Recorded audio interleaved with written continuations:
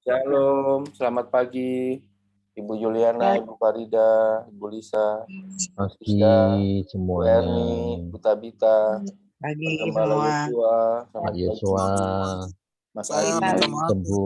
off cam lagi ya. Mas ya, Ali, selamat pagi. yang Silakan, sebutan ya Pak Yosua. Pak Wid. Oke, terima kasih. Pak Wid di sini dari pengertian yang saya dapatkan, saya tentu banyak kekurangannya, tentu banyak yang perlu ditambahkan, perlu dikoreksi mungkin juga. Dan saya bawakan apa namanya? Bagaimana posisi kita sebagai manusia-manusia yang sudah diselamatkan pertama kali adalah manusia yang sudah diberi hidup kekal oleh Allah. Itu posisinya yang harus bagaimana tanda pengucapan syukur kita. Jadi tujuan iman kita dan bagaimana cara kita beriman kepada yang sudah diberikan Allah selama ini pada kita. Jadi posisi kita sungguh posisi benar di hadapan Tuhan. Kalau kita mulai dari Kejadian 3 ayat 5 dan 6, yaitu pelanggarannya Adam dan Hawa, itu adalah pelanggaran oleh Adam dan Hawa itu bagi Allah. Pertama-tama yang melanggar itu Adam dan Hawa. Masalah setan iblis itu yang mempengaruhi melalui kelicikannya, melalui tipu dayanya, tetapi jelas di hadapan Allah manusia itu yang melanggar. Dan pada saat itu iblis juga tidak dihukum oleh Allah. Bahkan Allah memperlihatkan sisi kekerasan kepada manusia karena sudah dikatakan bahwa kalau kamu makan buah pengetahuan yang baik dan jahat ini kamu pasti mati. Karena itu manusia yang diciptakan yang tadinya tidak mati akan artinya abadi manusia itu. Kemudian menjadi manusia itu mati. Walaupun pertama-tama itu manusia hidupnya sampai hampir 1000 tahun. Ya. Itu salah Adam, Hawa itu kan hampir 1000 tahun umurnya itu. Tetapi jelas bahwa manusia kemudian mati. Kenapa? Karena manusia tidak peduli lagi kepada Allah. Manusia itu tidak mau lagi menuruti perintah Allah. Karena manusia ingin seperti Allah. Karena tipuannya iblis itu seperti itu. Kalau kamu makan itu kamu sama seperti Allah katanya. Nah, sehingga menempatkan diri manusia kayak si Panjun ya, yang menyesatkan itu manusia. Sehingga hubungannya dengan Tuhan apa namanya? Ya terputus boleh dikatakan apa aja lah. Tetapi sudah tidak ada lagi hubungan sama Tuhan seperti mula-mula karena Roma 3 ayat 23 mengatakan bahwa semua manusia telah kehilangan kemuliaan Allah, yaitu ciptaan Tuhan kepada manusia yang harusnya segambar dan kemudian serupa dengan Allah itu sudah tidak. Ke mute, Pak Wid, kepencet. Jadi kalau ciptaan begitu dosa, maka yang kehilangan adalah kemuliaan Allah. Kemuliaan Allah adalah waktu manusia diciptakan segambar dan serupa. Ya. Segambar sudah tidak mungkin, apalagi serupa. Sudah tidak bisa, sudah rusak manusia itu. Jadi manusia menjadi manusia mati. Nah, tetapi begitu manusia mati, terjadi pula kematian di bumi ini. Karena apa? Kemudian dalam Kejadian 3 ayat 17, tanah itu dikutuk. Tanah bumi ini dikutuk. Kalau dikutuk itu kan sudah haram bagi Allah. Sudah apa namanya? Sudah tidak terpisah dengan Allah. Allah sudah paling tidak suka. Ya kan? Akibatnya dari kutukan itu dari Kejadian 3 ayat 17 ada di dalam ayat yang 19, yaitu hidup kita sengsara dalam mencari nafkah. Yang tadinya di surga itu kehidupan di Taman Eden atau di Firdaus itu semuanya enak, ya, semuanya itu serba luar biasa dan itu kekal. Tidak ada kita ya berbuat hal-hal yang seperti ada di bumi ini, sama sekali tidak ada sama sekali. Dan itu semuanya menjadi kita sengsara dalam mencari nafkah. Mulai saat kita lahir sudah jungkir balik seperti yang kita alami sekarang ini, sampai kita menjadi debu kembali, ya kan? Dalam ayat 9. Padahal manusia itu dicipta dari debu yang dihembuskan nafas ilahi, sehingga ada kehidupan ilahi dalam diri kita semua. Seharusnya begitu, tetapi itu jadi tidak ada lagi. Ya, manusia mati. Nah, bagi Allah yang menjalankan atau yang menciptakan manusia itu merupakan satu bukan Allah gagal, tetapi ciptaannya sudah dirusak, jangan dirusak. Nah, karena ternyata bisa dirusak. Nah, Allah punya tatanan cara kerja yang demikian sempurna, yang tidak bisa dirubah-rubah lagi oleh Allah, sehingga kalau kita melihat itu yang mati itu manusia, ya manusia sendiri yang harus bisa hidup. Nah, itu. Nah, ini melibatkan Allah.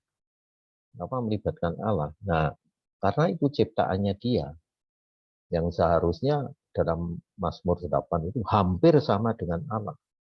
Kalau kita sudah serupa Allah, apalagi kalau kita melihat dalam 1 Timotius 6 ayat yang ke-16 itu, kita akan menyatu dengan Allah terus-menerus di dalam kemuliaan yang tak terhampiri. Ya. Terang yang tak terhampiri itu luar biasa loh. Kita tidak cuma ngomong kayak gini, Pak Wid nggak bisa bayangin, tapi kita bisa tiba-tiba kalau mendapat rema di situ, begitu mulia seharusnya manusia itu. Nah, sehingga bagi Allah itu kematian harus disingkirkan. Demikian juga manusia. Kalau manusia itu hidupnya terus dari mulai Adam sampai kepada Kristus itu semua ya akan masuk ke dalam neraka semua, tidak ada satupun. Ya, cuman karena ada janji Allah dalam Yohanes 3 ayat 15, maka janji Allah itu harus digenapi. Nah, digenapi sehingga kematian harus disingkirkan, dan kita lihat bahwa di dalam Roma 6 ayat 23 mengatakan upah dosa itu maut. Nah, artinya apa? Bukan hanya maut saja yang harus disingkirkan, tapi penyebab maut itu apa? Dosa harus disingkirkan juga. Kalau tidak disingkirkan itu tidak bisa. Nah itu dosa. Nah penyebab dosa itu apa? Si iblis itu harus bisa kita kalahkan. Yang kalahkan bukan Tuhan, tapi manusia. Karena iblis itu ciptaan manusia, si malaikat terang ini, pembawa terang Lucifer ini kan manusia. Malaikat ciptaan manusia yang punya tatanan sama dengan manusia. Nah, manusialah yang head to head harus berperang.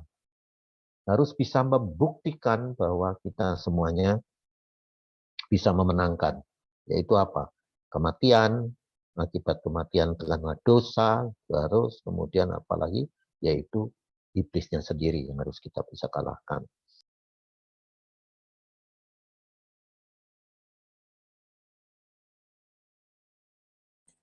Mute Pak Wid. Nah, kita tahu bahwa Allah itu memberikan kepada kita keselamatan. Nah, keselamatan itu siapa? Keselamatan itu Yesus. Diingat kita harus, keselamatan itu Yesus, bukan kita. Yesus Kristus, karena perjuangan Yesus Kristus kita tahu, ya kan? Jadi kehidupan kehidupan ilahi yang mati itu harus dikembalikan. Ya, yang mengembalikan itu adalah Yesus Kristus. Siapa Yesus Kristus? Pribadi. Ya, Yesus Kristus pribadi. Jadi kalau kita tahu Yesus Kristus pribadi, kita tidak bisa apa-apa. Ya, Yesus cuma memberi fasilitas kepada kita semua, yaitu apa? Dosa dunia disingkirkan. Dosa dunia, seluruh dosa dunia itu dari sejak Adam sampai nanti terakhir itu semua sudah disingkirkan oleh Tuhan Yesus. Jadi kalau kita berbuat dosa, kita minta ampun, kita segera akan dipulihkan kembali oleh Yesus. Nah, itu yang terjadi. Kemudian tujuan kita hidup ini akhirnya akan diakhiri oleh Yesus Kristus ini, karena itu Yesus Kristus datang dikatakan pada zaman akhir atau akhir zaman, yang harusnya dunia ini tidak dibunuh atau diakhiri secara dunia ini tidak akan mati sampai selama-lamanya, mau tidak mau karena sudah dikutuk Tuhan, diharamkan oleh Allah, itu sudah betul-betul tidak disukai di situ sudah sama sekali Allah, harus diakhiri dunia ini. Nah, pengakhiran dunia ini sejak zaman Yesus dikatakan zaman akhir. Nah, kalau sudah zaman akhir, manusia ini itu kan mau dihakimi. Dulu tidak ada penghakiman, sehingga manusia-manusia merasa, wah tidak ada penghakiman, perjanjian lama juga tidak akan merasakan itu semua, karena pokoknya mereka jahat, mati ya sudah, itu toh. Ya kan? Tapi ternyata rencana Allah jadi begitu, lain. Sejak Kejadian 3:15 itu, janji Allah itu harus diakhiri, karena sudah saya kutuk. Ya, kita harus tahu nih, ternyata ada akhirnya. Yang dulu mungkin manusia tidak ngerti bahwa itu ada akhirnya, ya kan? Nah, karena itu roh yang sudah mati tadi harus dihidupkan lagi. Dan itu dikatakan dalam Efesus 2 ayat 45, ya kan? Itu dikatakan bahwa roh yang mati itu dihidupkan lagi bersama Yesus. Ya. Bersama Tuhan Yesus Kristus. Kenapa bersama Tuhan Yesus Kristus? Karena kita tahu itu sendiri. Kenapa?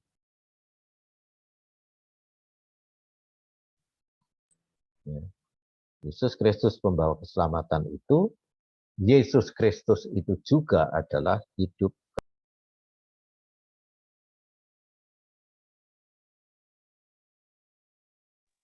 Kemute Pak Wid. Kemute Pak.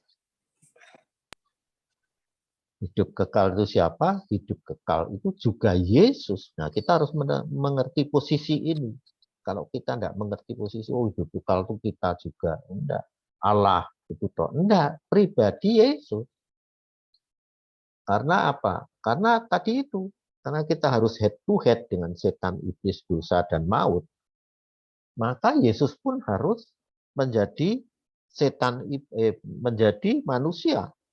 Yaitu di dalam daging yang fana, dalam daging yang berdosa, tetapi oleh Roh Kudus. Dia lahir itu dari perawan Maria, harus melalui caranya adalah dari rahim perempuan. Sama seperti manusia. Di situ ada Roh Kudus diberikan. Jadi seperti kalau bayangan saya itu, Maria itu yang berdosa. Di situ berhubungan intim dengan Roh Kudus, yang adalah kesucian. Allah itu sendiri. Roh Kudus itu kan Allah Bapa, ya, yang menciptakan jagat raya ini. Nah, itu Roh Kudus. Nah, karena Roh Kudus dengan Maria, maka yang terjadi Roma 8 ayat 3 mengatakan bahwa di dalam tubuh yang berdosa Yesus Kristus itu lahir. Tetapi rohnya, roh mulia, rohnya Allah. Inilah yang hilang. Yang roh ilahi yang dulu kehidupan yang segambar dan serupa itu yang hilang dari kita semua. Yesus datang, Roh Kudus. Makanya Yesus harus dibaptis. Dan kita lihat Roh Kudus hadir. Nah, kita tidak bisa apa-apa. Zaman Yesus lahir sampai Yesus mati itu manusia tetap tidak bisa apa-apa. Kalau Yesus gagal ya semuanya masuk neraka, tidak ada pun satu pun. Yesus. Nah, Yesus menang enggak? Karena itu sama dengan kita mula-mula waktu dihembuskan nafas kehidupan, yaitu nafas ilahi, kehidupan ilahi ada dalam hidup kita. Sama dengan Yesus, begitu dia dengan Maria, ya kan? Berhubungan Maria yang daging, Yesus yang ilahi, itu Roh Kudus yang ilahi, dibuai, kemudian lahir. Lahir sampai kemudian sama semuanya Yesus seperti kita. Nah, kita tahu. Dan Yesus yang berhasil. Baik misi keselamatan maupun misi kehidupan kekal. Itu di dalam pribadi Yesus Kristus. Kalau kita baca, ya kita baca mulai dari Roma 6, mengatakan begini. Roma 6 ayat 23. 6:23 mengatakan bahwa sebab upah dosa ialah maut, tetapi karunia Allah ialah hidup yang kekal dalam Kristus Yesus. Hidup kekal itu dalam Yesus Kristus, kita perlu ingat. Bukan hanya keselamatan saja, tapi hidup kekal itu juga dalam Kristus Yesus. Tidak ada pribadi yang bisa membawa hidup kekal kecuali Kristus. Kenapa kok pribadi? Tidak lagi di dunia hidup kekal ini, tapi dalam pribadi Kristus yang ada di bumi. Nah, itu kita harus ingat, itu semuanya. Kemudian juga saya bacakan dalam 1 Yohanes 5 ayat 11. Itu mengatakan demikian, 1 Yohanes 5 ayat 11 mengatakan demikian. Dan inilah kesaksian itu, Allah telah mengaruniakan hidup yang kekal kepada kita, tapi hidup itu ada di dalam anaknya, yaitu di dalam Kristus Yesus. Kalau kita ada di dalam Kristus, atau kita seperti Yesus itu, maka kita juga menjadi anak-anak Allah. Bukan langsung kita ini percaya jadi anak-anak Allah. Anak-anak Allah, ya. Kita anak-anak Allah, tetapi anak-anak Allah baru benih. 1 Yohanes 3 ayat 9. Baru benih yang ada di dalam diri kita. Nah, kalau benih itu apa sih artinya? Belum sempurna. Bisa mati, bisa kita tidak masuk surga. Oh, bisa sekali. Benih ini masih baru benih. Kita harus seperti Yesus, karena hidup kekal itu Yesus. Kalau kita tidak bisa seperti Yesus, mustahil kita masuk kerajaan surga. Kenapa? Karena panggilan kita bukan untuk berbuat baik. Allah sudah memberikan berkat yang baik kepada seluruh manusia di bumi. Yang berdosa itu semua. Ya kan?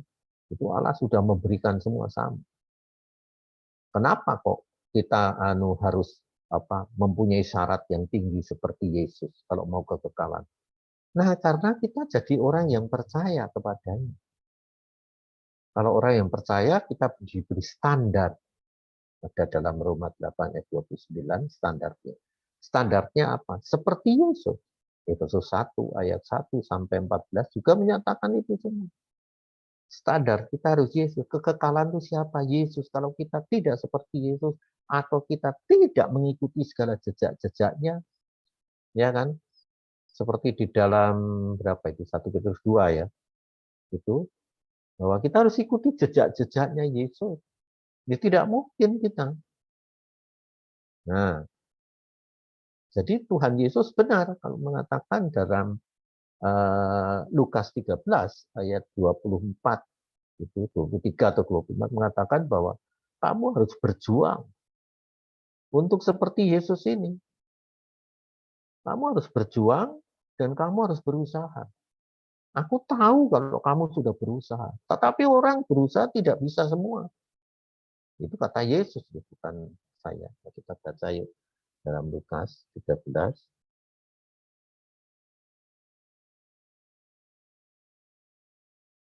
Ayat yang 23.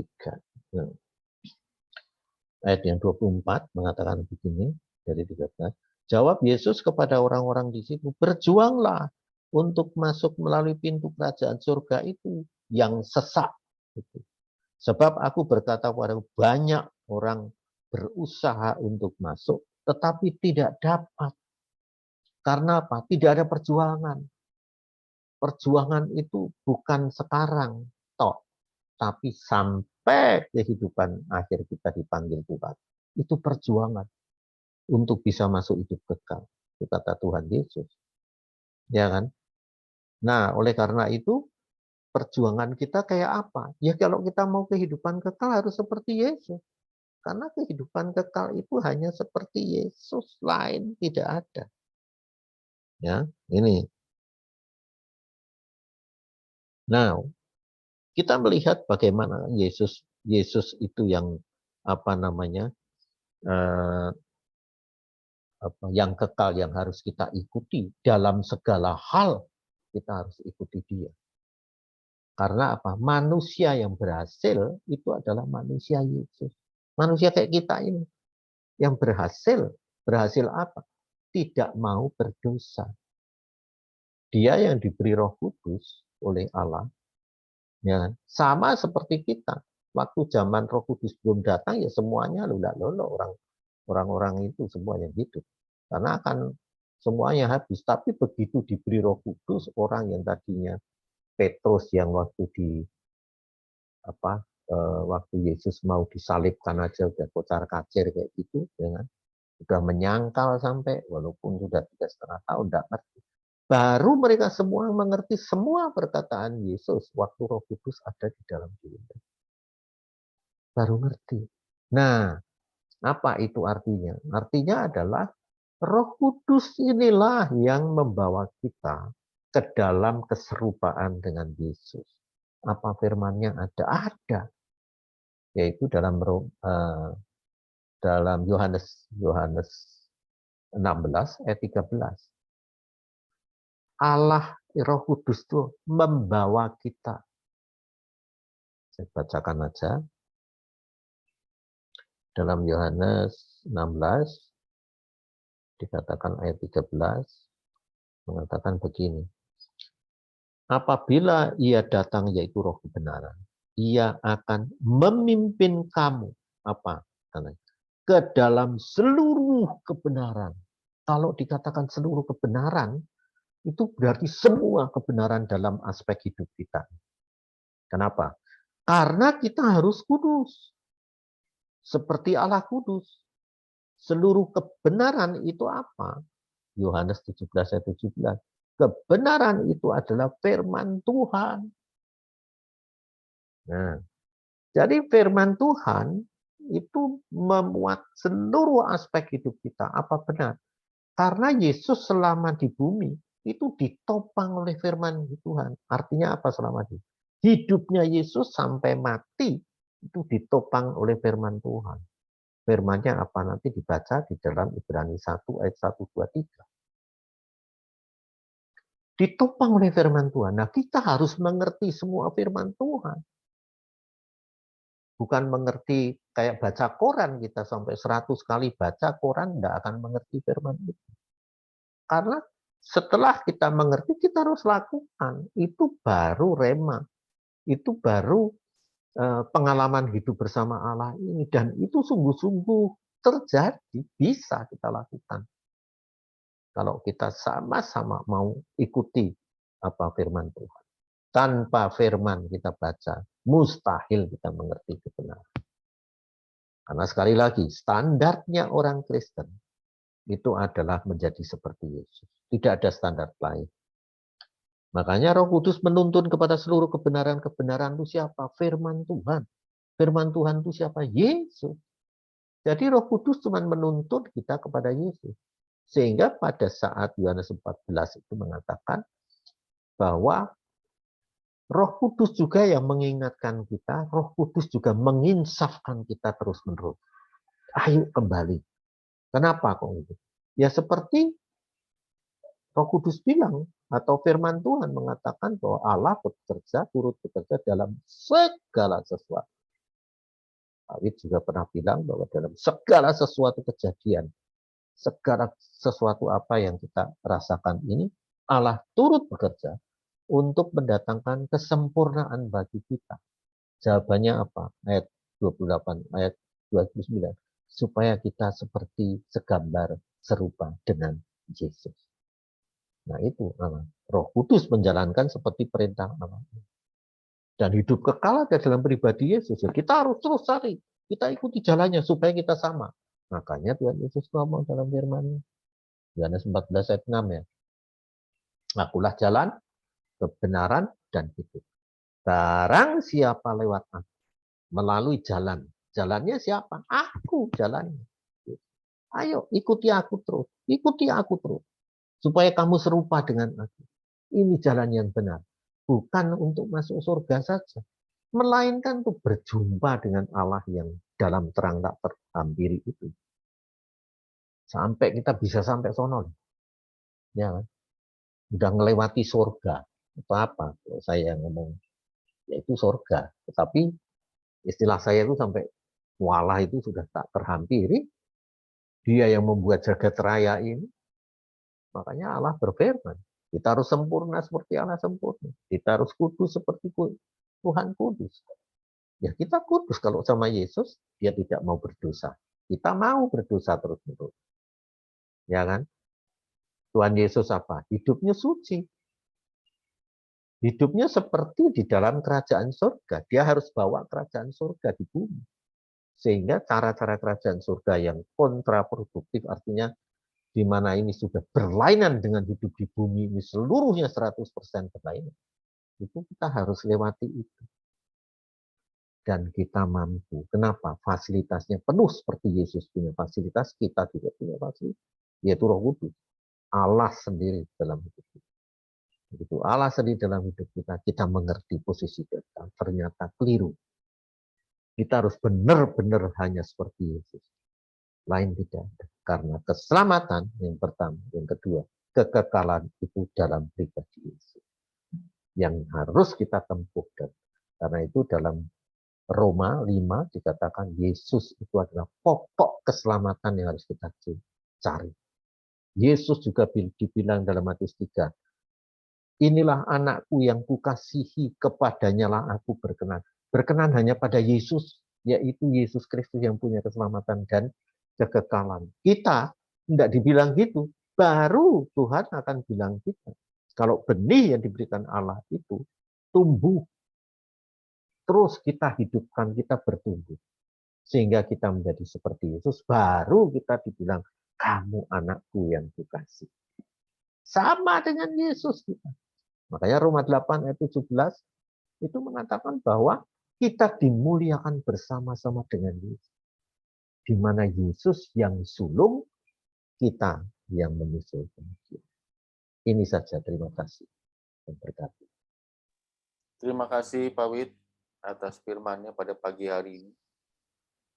Di dalam Kejadian dikatakan di awal, berfirmanlah Allah, jadilah terang. Jadi sebenarnya firman itu kita sudah tahu ya Pak Wid ya, sudah ada nih di dalam Alkitab. Kitab suci itu adalah firman Allah. Jadi segala sesuatu yang Allah firmankan itu terjadi. Nah, harusnya kita sebagai manusia mencari firman itu di dalam Alkitab dan melakukannya, karena Allah itu bekerja melalui firman itu. Sayang sekali kalau kita sudah tahu, tetapi kita nggak suka atau bolong-bolong nih membaca firman-Nya nih. Mungkin dari teman-teman ada yang ingin bertanya nih. Saya persilakan.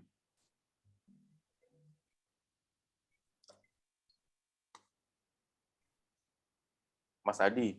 Wah, Mas Adi mana nih Mas Adi nih? Udah lama nih nggak dengar suara Mas Adi.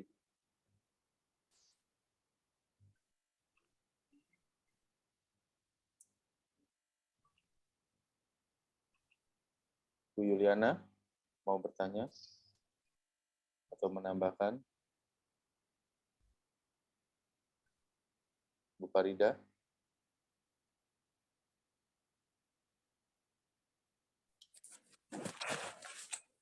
Terima kasih. Kayaknya penerangan Pak Wid itu terlalu ringkas ya kalau menurut saya, kurang lama. Karena ini dalam banget. Jadi kita harus segambar dan serupa dengan Yesus. Memang itu tuntutan Tuhan. Karena orang-orang yang tidak segambar dan serupa dengan Yesus tidak akan pernah mendapat kekekalan. Tapi ada pertanyaan saya ini lari dari yang disampaikan Pak Wid. Cuman tadi ada disampaikan juga, yaitu di 1 Timotius 6 ayat 16 itu, sini saya baca ulang lagi, 1 Timotius 6 ayat 16, dialah satu-satunya yang tidak takluk kepada maut, bersemayam dalam terang yang tak terhampiri, seorang pun tak pernah melihat dia, dan memang manusia tidak dapat melihat dia, baginya lah hormat dan kuasa yang kekal. Amin. Ini kan menggambarkan Allah itu tidak bisa terhampiri. Oleh manusia juga tidak dapat melihat dia. Jadi dalam pikiran saya, kalau tidak bisa terhampiri dan tak dapat dilihat, bagaimana caranya kita bisa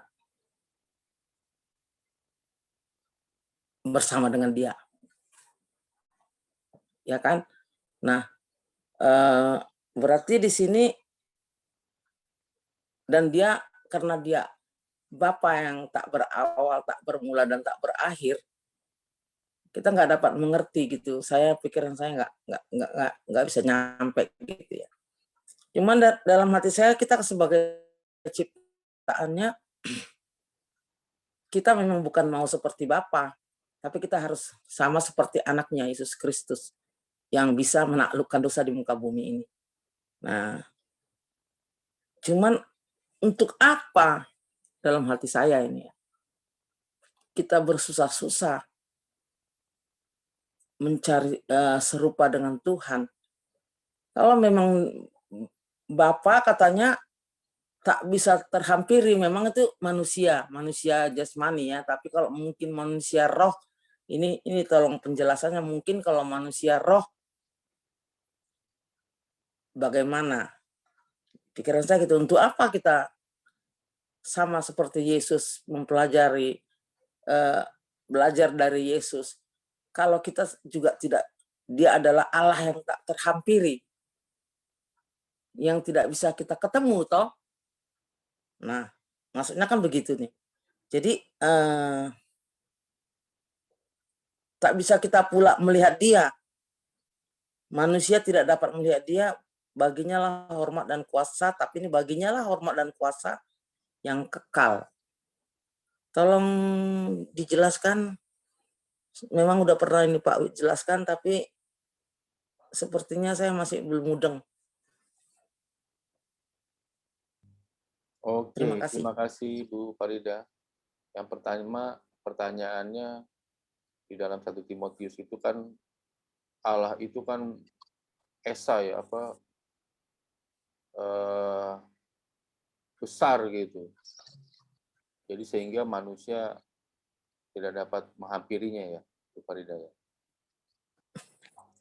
Jadi dia, Allah itu terang yang tak dapat terhampiri. Ada lagi pernah disampaikan Pak Wid di mana itu? Saya di Lukas ya Pak.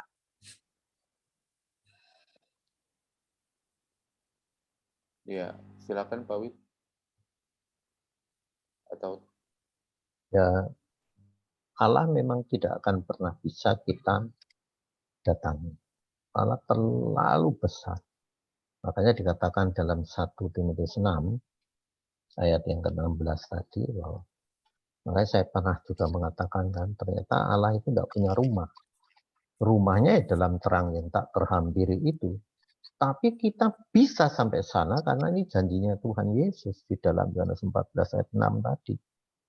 Kalau kamu lewati aku, jalannya aku, ya kan, di mana aku ini adalah kebenaran yang tidak ada kecemaran sedikit pun, benar-benar benar, dan aku itu hidup kekal.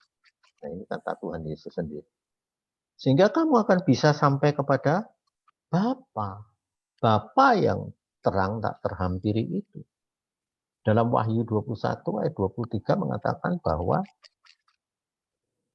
kelak di dalam kerajaan surga sana, ini imajinasi saya, tetapi firman-Nya mengatakan Allah yang menjadi matahari. Ya tidak bisa lagi kita mendatangi Allah, tetapi terang Allah ini menjadi terang surga, ya kan? Dan anak domba itu adalah lampunya. Lampu di mana-mana itu Yesus Kristus, karena dia raja di atas raja-raja yang lain semuanya. Kalau pada saat memerintah.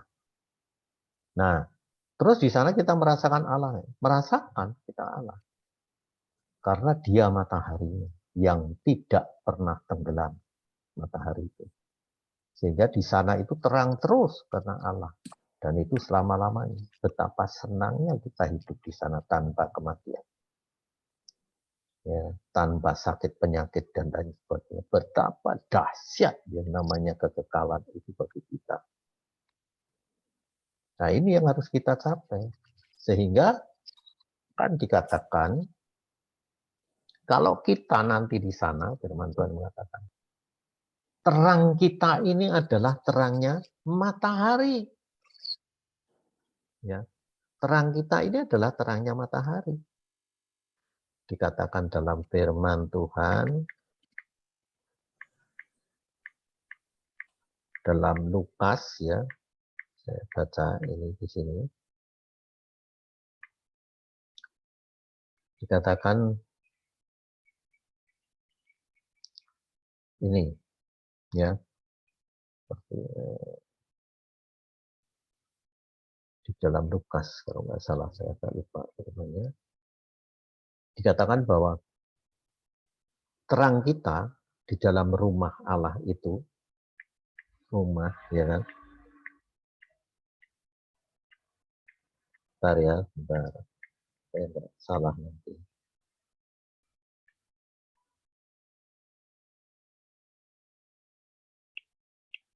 Di dalam kerajaan surga.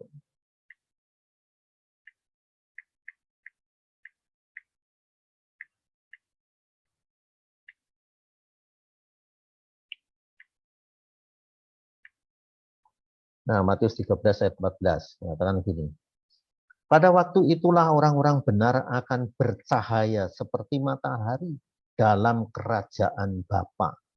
Loh, kita di sini itu tidak bisa loh melihat matahari aja tidak bisa. Nah, terang kita seperti itu loh. Kan itu gila-gilaan itu. Masa kita tidak ada yang kepingin seperti itu? Kalau saya udah kepingin banget. Ya kan? Matius berapa tadi, Pak? Kita Matius 13 ayat 43. Pada waktu itulah orang-orang benar akan bercahaya seperti matahari. Siapa orang-orang benar? Kita yang ditetapkan seperti Yesus. Karena itu tidak ada jalan lain. Kekekalan jelas ada di dalam Kristus tok, lain tidak ada. Keselamatan juga di dalam Kristus tok. Makanya Yohanes 1 ayat 12 mengatakan, kalau kita menerima, kita diberi kuasa untuk menjadi anak-anak Allah. Yaitu seperti dia, anak Allah. Kalau menerima Yesus, tapi orang menerima Yesus, kalau ditanya menerima Yesus, enggak ya, semuanya gitu. Tapi apa artinya menerima Yesus? Semua firman kita harus lakukan. Segala. Ya kan? Kemarin Yohanes 14 juga mengatakan, kalau kamu mengasihi aku, kamu harus turuti semua firman-Ku. Nah, itu berarti. Nah, hal-hal ini yang kita harus lakukan, yang tadi Pak Adam tahu semuanya firman itu, tetapi kayak tidak disadari gitu loh. Gimana sih? Saya juga kadang-kadang minta konfirmasi juga. Iya sih kayak gini nih. Kok nggak ngerti-ngerti gitu loh saya ini. Nah, itu firman yang sering kita baca tapi nggak ngerti-ngerti. Nah itu, jadi kita akan bisa karena kita juga berubah toh. Berubah. Nah pada saat berubah itu terang kita seperti terang matahari. Dalam kerajaan Bapa. Dalam tahtanya Bapa. Oh, luar biasa. Kita bertemu muka dengan muka loh. Itu kan apa enggak terbayangkan jagat raya ini. Bahkan miliaran matahari diciptakan hanya ditaruh saja dalam cakrawala. Ini yang kita perlu ketahui, bahwa ternyata kita ini dimuliakan Allah begitu luar biasa. Sehingga Ibrani 1 mengatakan semua malaikat itu jadi pelayan kita. Wah, dahsyat. Ya, itu aja saya bisa menerangkannya. Ya, makanya ikuti Yesus. Kita akan bisa sampai seperti itu. Tanpa mengikuti Yesus, tidak mungkin. Artinya tidak mungkin seperti standar yang diberikan Yesus kepada kita. Efesus 1 ayat 14 itu standarnya. Demikian juga karena adanya di dalam Kristus, manusia Kristus, ya kita harus jadi manusia Kristus lainnya. Baru bisa. Berat nggak? Ya berat. Siapa katakan, Tuhan Yesus yang ngomong, berjuang kamu sampai akhir hidup. Berjuang ya berat. Sekali lagi, keselamatan memang keselamatan itu diberi cuma-cuma. Siapa bilang nggak cuma-cuma? Itu cuma programnya Allah melalui Yesus Kristus. Yesus diberikan itu keselamatannya. Wes, itu cuma-cuma. Tapi untuk menjadi kayak Kristus, itu perjuangan. Makanya kerajaan surga dikatakan harganya kayak harta terpendam. Di mana kita harus jual semua yang melekat dalam hidup kita untuk membeli. Persis kayak Rasul Paulus dalam Filipi 3. Aku tinggalkan seluruhnya untuk bisa mengenal Kristus. Harus seperti Rasul Paulus mengatakan. Semua jadi sampah. Apapun sekolahku, apa saja yang aku ikuti dalam dunia, aku tinggalkan. Karena Kristus bukan pengetahuan. Melainkan Yesus adalah kehidupan pribadi yang harus kita sama-sama berpengalaman hidup bersama-sama dengan dia. Itu aja. Saya kira itu. Yang lain mungkin tolong Makasih, Pak Pak. Yuswa kalau bisa.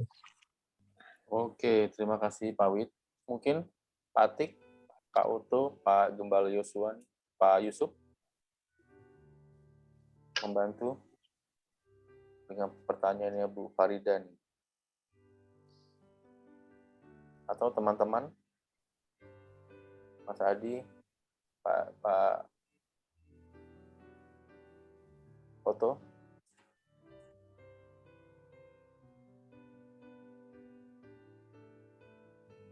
Ada?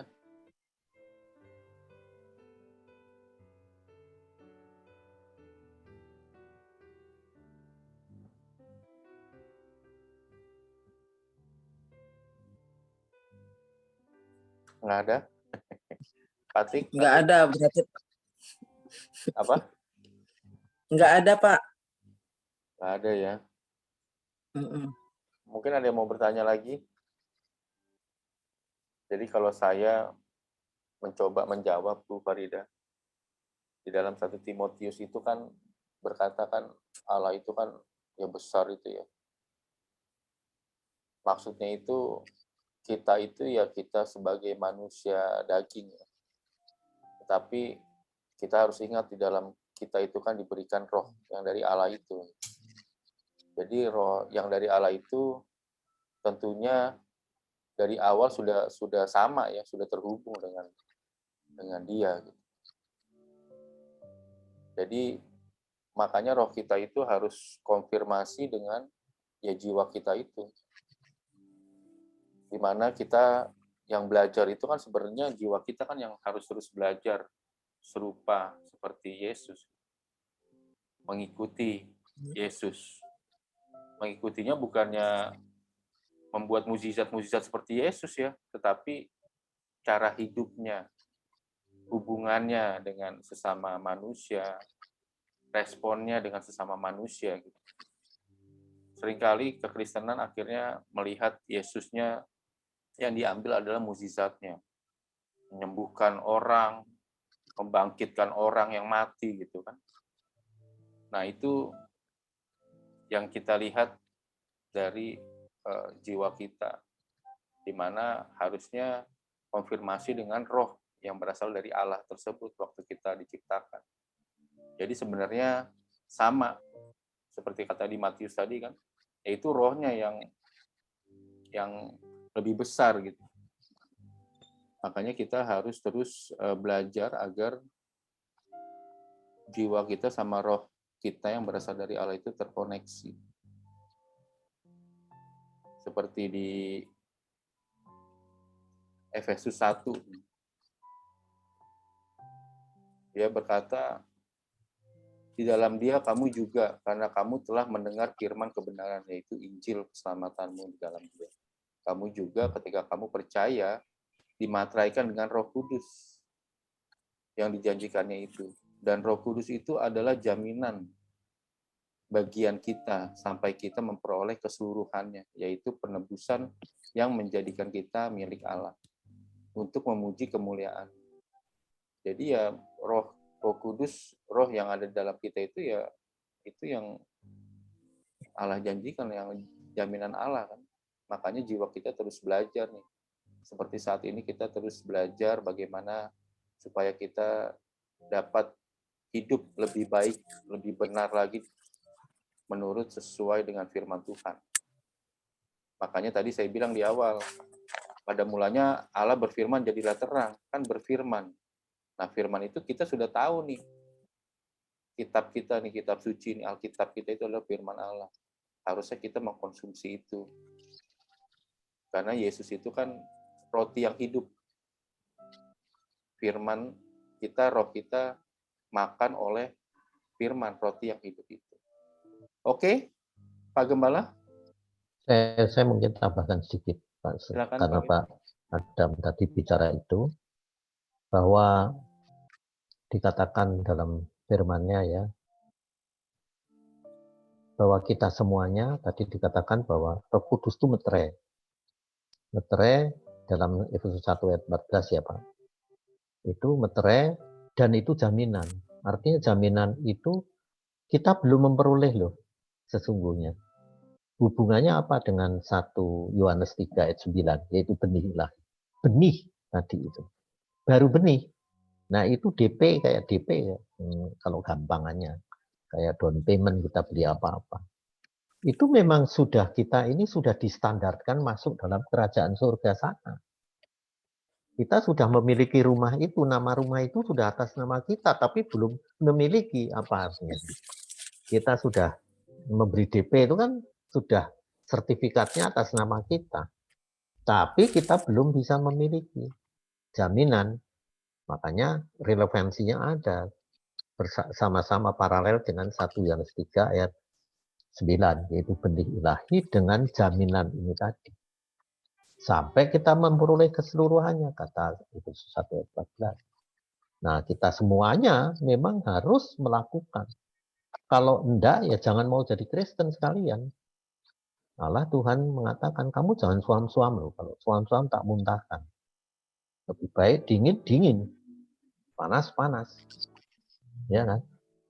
Ya itu yang apa yang harus kita lakukan, berjuang dan tidak mudah untuk memperoleh rumah kita sampai menjadi milik kita. Itu kan kita harus bayar. Apalagi Roma 8 ayat 12 mengatakan, kita ini berhutang. Ya kan? Dikatakan gitu. Berhutang untuk apa? Hutang untuk hidup dalam roh. Yaitu hidup kayak Yesus. Cuman gitu.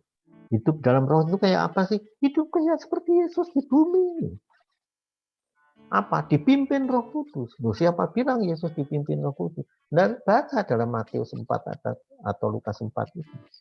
Dia dibawa Roh Kudus untuk dicobai. Nah, kita harus mengerti ini semuanya. Kalau kita tahu posisi kita ini, ayo kita rame-rame berjuang. Banyak loh yang berjuang ke sana. Berusaha ke sana, tapi tidak dapat katanya. Kamu perlu perjuangan. Ya. Kalau terima aku, terima semuanya. Firman kamu terima, kebenaran kamu terima. Ya, apalagi Yohanes 2 ayat 8. Aku tidak mempercayakan kamu orang-orang percaya padaku loh. Kata Yesus, nah itu kan mengerikan kan? Yang aku percaya adalah orang-orang yang ada di situ, itu benih ilahi.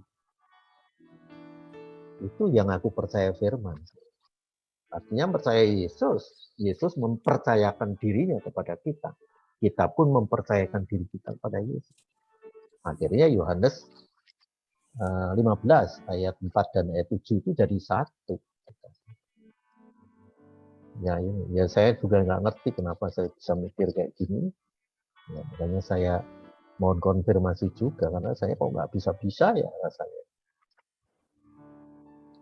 Itu aja saya nambahkan. Terima kasih. Oke, terima kasih Pak Wid. Patik, ada komen atau Pak Oto mau menambahkan? Pak Yusuf. Wah. Pak Gembala? Belum di-unmute Pak Yusuf suaranya. Cukup Adam. Silakan Pak Yusuf.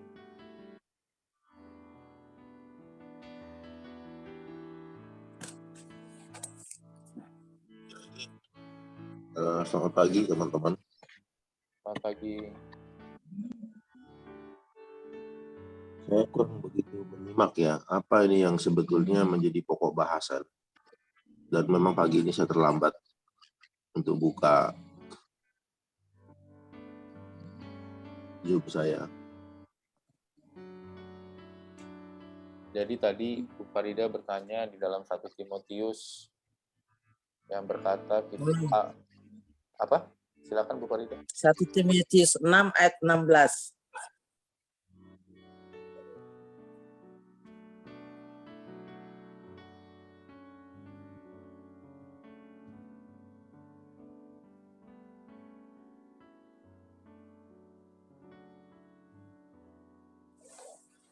Udah Pak tadi itu Pak. 1 Timotius 6 ayat 16. Saya baca ya, ialah satu-satunya yang tidak takluk kepada maut, bersemayam dalam terang yang tak terhampiri, seorang pun tak dapat melihat dia, dan memang manusia tidak dapat melihat dia, begitu. Ya.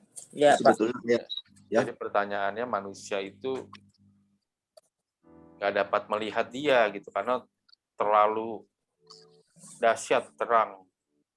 Tapi Pak Wid tadi bilang ya kita harus mengikuti dia.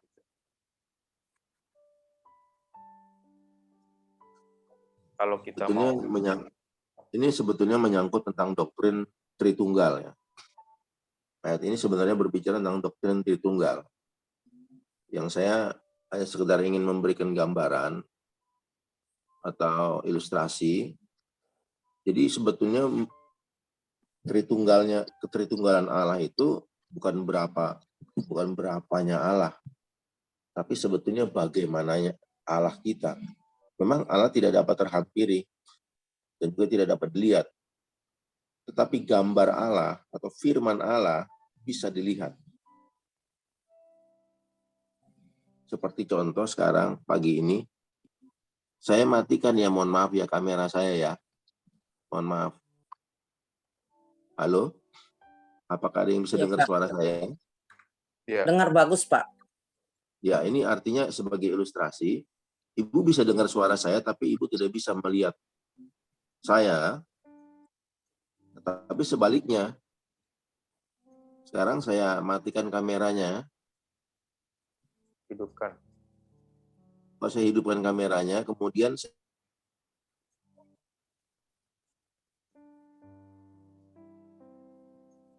orang kedengeran Pak suaranya. ya itu hanya ilustrasi saja tadi Pak. Ya. Jadi kurang lebih ketritunggalan Allah itu saya gambarkan seperti itu. Kita tidak dapat bisa melihat Allah yang luar biasa itu. Memang Allah tidak bisa dilihat. Dan kalau dalam perjanjian lama, setiap orang yang melihat Allah itu pasti akan mati. Tapi gambar Allah, siapakah gambar Allah itu? Yaitu wujudnya, cahaya kemuliaan Allah itu adalah Yesus Kristus. Dia bisa dilihat. Seperti dalam 1 Yohanes pasal 10 ayat 30. Waktu Yesus memberikan jawaban kepada murid-muridnya, aku dan Bapa adalah satu.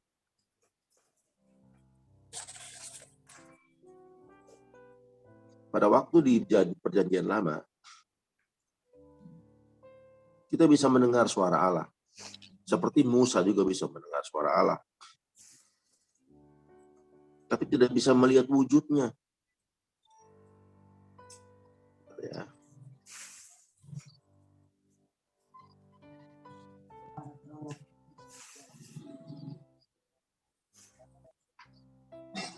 Nah, di sini ayat 29 saya bacakan, Bapakku yang memberikan mereka kepada aku lebih besar daripada siapapun, dan seorang pun tidak dapat merebut mereka dari tangan Bapa. Aku dan Bapa adalah satu.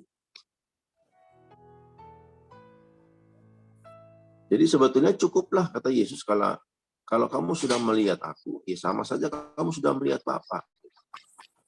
Nah, kalau dalam 1 Timotius itu sebetulnya itu berbicara nanti setelah kita mencapai pada proses kesempurnaan. Memang setiap kita akan melihat face to face. Jadi memang Allah itu tidak dapat terhampiri. Saat ini pun tidak bisa. Seteolog apapun orang tidak bisa menghampiri Allah. Tapi kita bisa berjumpa dengan Yesus. Melalui kebenarannya, melalui firman-Nya. Karena ini menyangkut Tritunggal. Dan ini nanti panjang sekali penjelasannya. Saya hanya ingin memberi gambaran saja seperti itu. Jadi aku dan Bapa adalah satu. Jadi kalau kita sudah melihat Yesus, sama saja kita sudah melihat Bapa sebetulnya. Nah, terminologi ini yang tidak dapat diterima oleh agama-agama lain. Nah, kecuali Anda dan saya yang sudah menerima karunia Roh Kudus, sehingga dapat menerima fakta ini. Jadi itu saja yang saya dapat beri gambaran sementara. Oke, terima kasih Pak Yusuf. Terima kasih. Oke, mengingat waktu sudah lewat 5 menit nih di jam saya. Kita tutup ya. Boleh minta Pak Otto untuk tutup dalam doa, Pak Otto. Oke. Mari kita berdoa.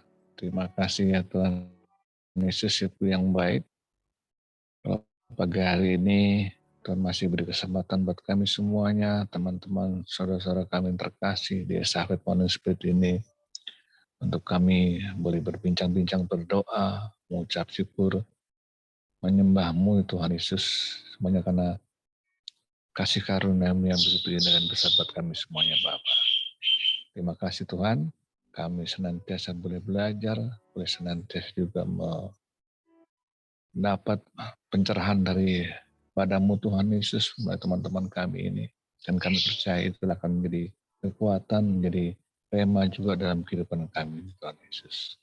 Terima kasih Tuhan, kalau kami sebentar akan kembali dalam kehidupan kami masing-masing, serta senantiasa kami dalam setiap kehidupan kami. Apapun yang kami kerjakan, apapun yang kami usahakan, apapun yang kami sedang lakukan, Tuhan senantiasa berhasil hanya dalam Tuhan Yesus.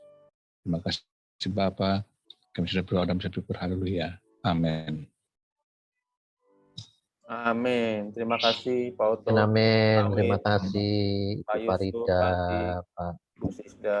Yusuf, Pak Oto, Iya. Tua, Ini teman-teman. Sampai Bu jumpa besok. Francisca, Pak Yesus, ya, di Pak Tekianto.